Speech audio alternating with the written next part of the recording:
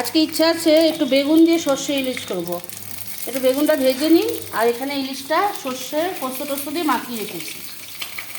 আচ্ছা, বেগুনটা আমি খুব একটা বেশি ভাজলাম না, বেগুন তো গলে যায় আপনারা জানেনই, একটু কম ভেজেছি। এবার আমি মাছগুলো দিয়ে দেবো।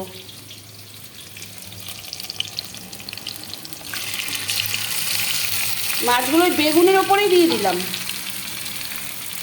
এবার একটু ভালো করে নাড়াচাড়া করব। আর ইলিশ মাছ তো নরম, যতটা মানে কম করা যায় আর কি।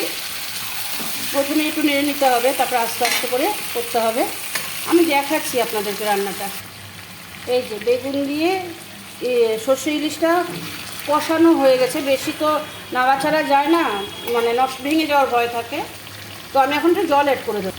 জানি না আমার বন্ধুরা কেউ খেয়েছে কি না বেগুন দিয়ে সর্ষে ইলিশ। আমি অনেকবারই করেছি, কিন্তু আজকেই দেখালাম।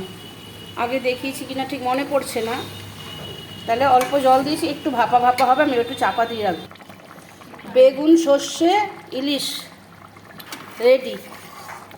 তাহলে কেউ যদি না বানিয়ে থাকেন বানিয়ে নেবেন, খুব সুন্দর লাগে খেতে। তো এই মুহূর্তে এই অবধি, আবার পরের ভিডিওতে দেখা হবে। ভালো থাকবেন, সুস্থ থাকবেন সবাই।